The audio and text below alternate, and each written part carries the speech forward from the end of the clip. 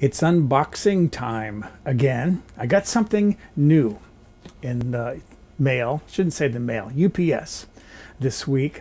And by way of transparency, this is something that was sent to me for free to use in my cooking videos. And I've received a few things in the past, and I don't do infomercials. People have asked me to do that. I do cooking videos. And if it's something I can use in a cooking video, why not? I particularly wanted this one. I've had them in the past, and I haven't had one recently, and I wanted one again. So let's open my box and I'll show you what I got. Pretty big box. It's a fairly large item, and I'll explain when I get this open why I wanted one of these. But right now,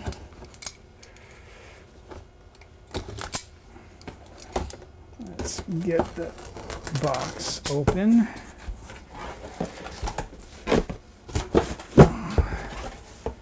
Packing material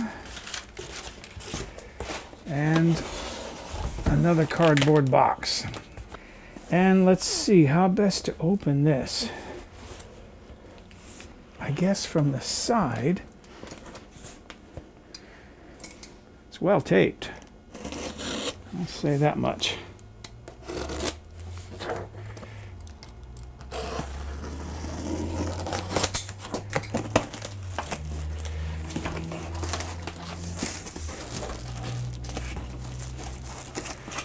Nicely packaged.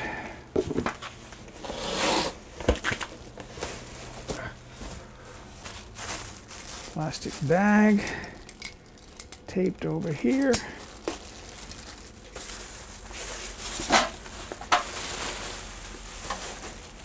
Put that down there. Some styrofoam end pieces. Our local recycler now is accepting styrofoam. They wouldn't in the past, and I hated to throw it in the trash. And now they're accepting styrofoam, so I can recycle it.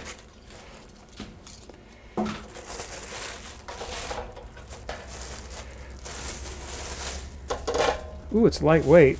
Okay, if I'm pronouncing this correctly, it's an Ikich. It's a countertop electric griddle. Other things that are included here.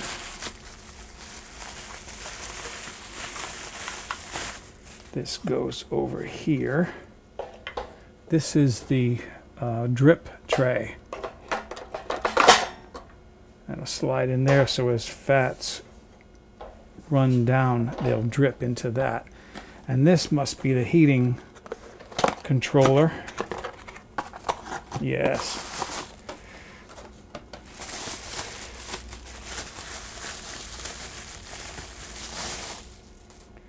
There it is. That's the controller. Instruction booklet, which I was able to get online, so I've already had a chance to read this. There isn't much to know. You plug in the controller. I'm going to flip this around because it should be this way. Controller goes right there. And then you set it to the temperature you need to cook at. All right, I'm going to give this a quick wipe down. I have two things that I want to cook to test this non-stick surface. There are actually a couple of reasons why I wanted one of these things. One is I can cook while facing the camera. I don't have to have the camera behind me like when I'm cooking at the stove. Another reason is because there's something I make. I never put it on my website. I don't have a YouTube video for it, although I have one that's close. It's called torta pasqualina, I think. No, torta rustica. Torta rustica. It's a salami and cheese pie. I have problems with the one that I make, that I make on my own. It's based upon my grandmother's recipe, but I make it too thick, and the egg doesn't cook all the way through. But what I've done in the past when I have a griddle like this is after I take it out of the oven, because if I leave it in the oven, the top starts to crack open. So I take it out of the oven when I see it start to crack, and then I place it on a hot griddle for about 15-20 minutes. The heat from the bottom will finish cooking those eggs. So let's start testing this griddle. Okay, first impressions. Got a slight wobble to it. It's high on two legs on this corner. It wobbles back and forth on this one. Not annoying, but it's something that might indicate less than the best quality production. I do know with a lot of these non-stick surfaces, it's a good idea to really rub them down well with oil before each use.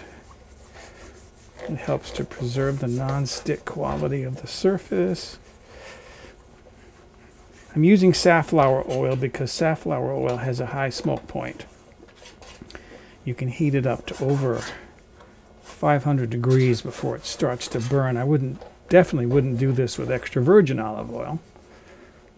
I got a paper towel here. Can start to wipe that down just to get the excess oil off. I'm ready to start up my griddle here. One thing worth mentioning is the dial on the control element doesn't have temperatures on it. It's numbered 1 through 5, 5 being the hottest. I'm going to cook some eggs, so I need to be at medium temperature. I'm looking at the book. 2 to 3 is medium heat, cooking food thoroughly. All right.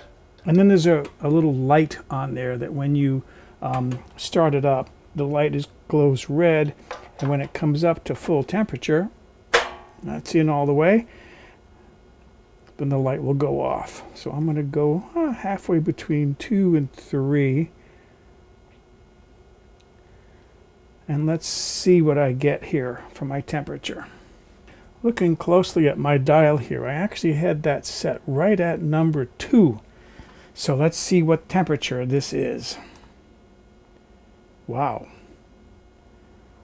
That's 440 degrees. Toward the edge over here, it's 350. Okay, it might help to have something like this to check your temperature. I'm not sure how accurate this is, but let's start cooking. I put an apron on so I could cook. I beat up some eggs here, a couple of eggs. I'm going to pour that on the griddle because I want to scramble these eggs to see how much they're going to stick.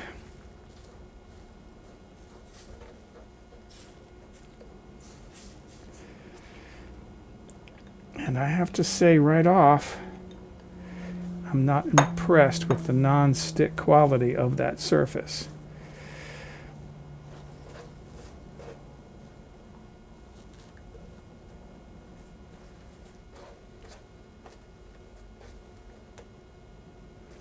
The egg is cooking, but I've got skillets where the non-stick property of the skillet is much, much, much better than this. I am not impressed at all. Isn't it awful? I'm supposed to use this in a video. What can I say? I mean, I can scrape it up with the edge of my spatula, but I shouldn't have to do that. If it was truly non-stick, it would be non-stick.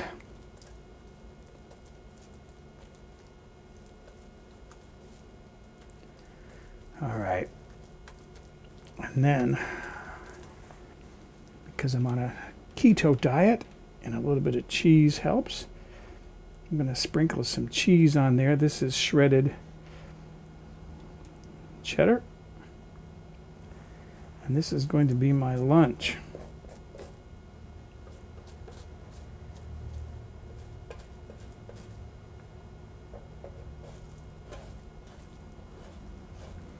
It does help to scrape it. Okay. And I have a little spatula here. They tell you not to use metal on that surface. So, plastic.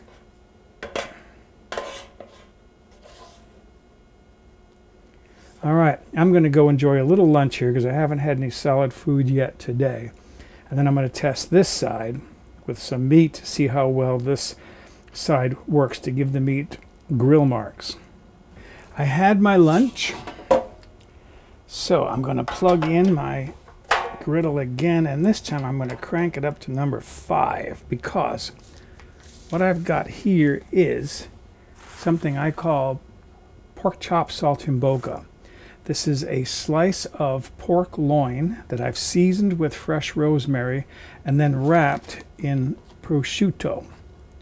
And I want to cook that on this side to see what kind of grill marks I get when I bring this up to a good temperature of about 130, 135 degrees Fahrenheit inside.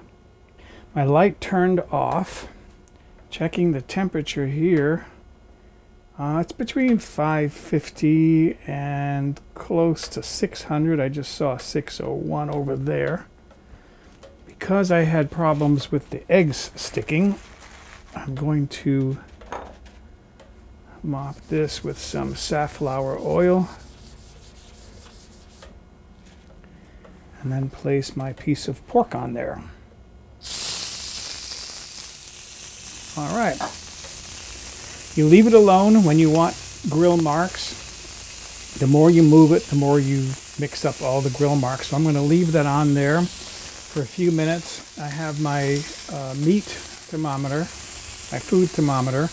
I will test that to see what the internal temperature is. I'm going to leave it on there until I see an internal temperature start to come up to maybe over 100 degrees. Then I'll flip it over and continue cooking to bring it up to the 130 degrees Fahrenheit that I want to see. And I believe that's around 54 to 55 degrees Celsius.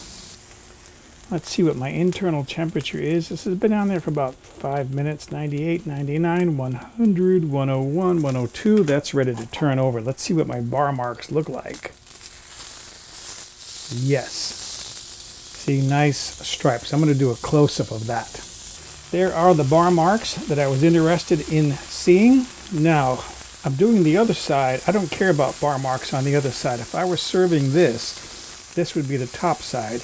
The underside I don't care about. What I am interested in is my final cooking temperature. And as I said, I want to bring this up to about 130 degrees Fahrenheit. That's just about there right now. It says 130. I'm going to plate that. And just so that you can see the difference, again, this is what I would consider the top side, the show side. Very little as far as bar marks there. This is the underneath. I only wanted to cook the meat up to the desired temperature. Let me cut into this. It's cutting like it's tender. A little bit pink inside, which is how I like my pork. I don't want it raw, obviously, but I do like it when it's pink.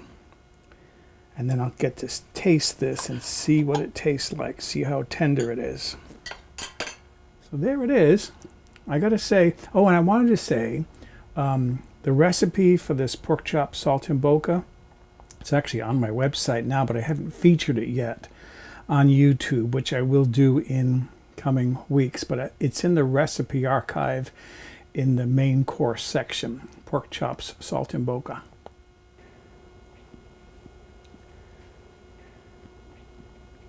And it's delicious.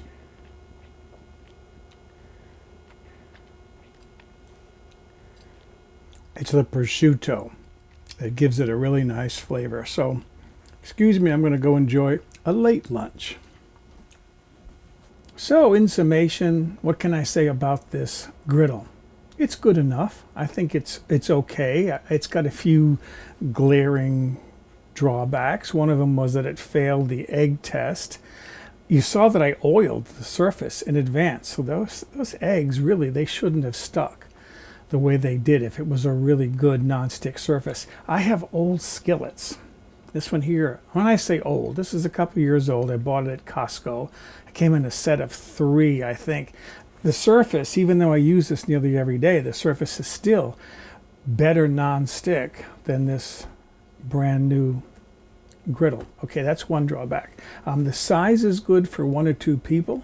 I think if you're cooking for a larger group, like a family of 4, 5, or 6, you're going to want one of those griddles that preferably has the flipping top, where you can either have one flat surface or flip it over to have one ridged surface. This, with having just one surface that's divided, it's better for smaller portions of food, which for me is fine. For cooking for 1 or 2 people, this works. This is suitable for me. It works very well. Another drawback I didn't care for was the dial. I didn't care for the numbers on there, because what do the numbers mean? You're going to have to go through the book to see what the numbers actually mean. After you use this for a while, you're going to get used to what the various numbers do, and that won't be a problem. But putting temperature on the dial rather than just numbers, I think would have been more beneficial. Other than that, those are the only drawbacks that I can think of. In summation, I think, in conclusion, it works. It cooked my food. The food was delicious. I ate it. I'm perfectly content with it. So following the pattern that what I've seen in America's Test Kitchen magazines, I would say recommended with reservations.